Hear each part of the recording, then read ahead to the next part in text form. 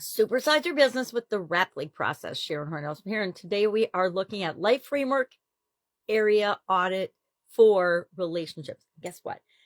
Business is all about relationships. As much as we would like to think sometimes we could do it without all the people and all the relationships and all the different relationships we have with all the different organizations and outside entities, we probably couldn't, right? It takes a village to raise a business. It takes more than a village. It takes a community of people working together to create what it is that we want to see in the world.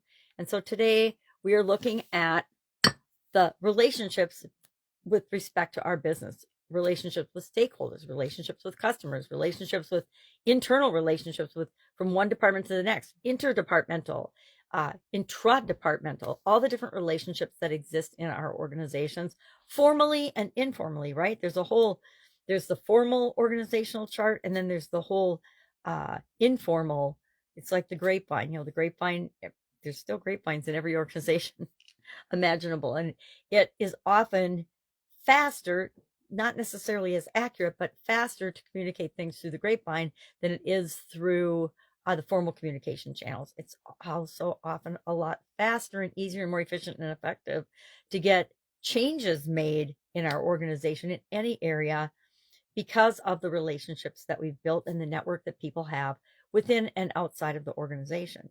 So today we're going to apply the RAPLIG process, which stands for, this is my long notebook, review. We're going to review our relationships. Just take a quick, and then the second step, of course, is audit. So we're going to review and think about from the big picture overview. Then we're going to audit the details of our relationships and just think about the different categories of relationships that we have and some high points and some low points in those areas. We're going to look at our progress. Have our relationships improved over the last year, or have they stayed the same, or have they actually deteriorated in some instances? Sometimes we let customers go, right? Sometimes we let suppliers go because they're not in alignment with our core values or our beliefs or what we're trying to create for our business and for the world. So we're going to check our progress. Then we're going to capture the lessons that we've learned with respect to relationships this year. Are there some things that we've done really, really well that we want to make sure we take with us going forward into next year? Are there some lessons that we learned the hard way and some mistakes that we made that we want to make sure that we're putting things in place that we don't make those mistakes again? Guess what? There's plenty of mistakes. We'll come up with new ones to make. We don't need to keep making the same ones over and over again. And then we're going to look at the impact, which is a way of saying the relationship between all different areas and aspects of our business, as well as the light framework.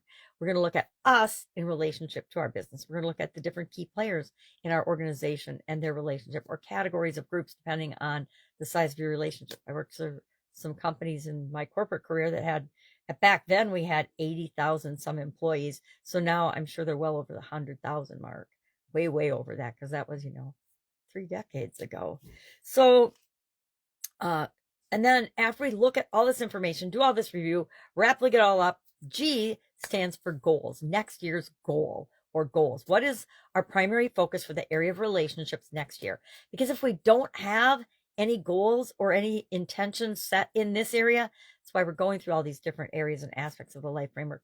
It won't happen for our business. I mean, it'll happen, but it won't happen for our business, meaning we might not get the results we want because we haven't intended to create improved relationships throughout our organization. So it's all about the intent. Our goals are all about the intent and where we're going and keeping us on track toward the vision of that thing that we're trying to create. All right, any questions about this? You know what to do. Just ask. If you'd like more information about the RAPLIG process or see more examples of it, you can go to the Let's Grow Annual Challenge private Facebook group page. And in Guide 2, there's a write-up, and we're following Bert throughout the whole 9-day process as he journeys through and applies this process to each area and different aspect of his life. And I like doing that because it gives me another frame of reference besides just my own experience. It allows me to look at a person's and share that person's story, which I find very valuable. If you don't find it valuable, let me know. Otherwise, I'm going to keep doing it. All right. Have an awesome day, and I'll, of course, be with you tomorrow.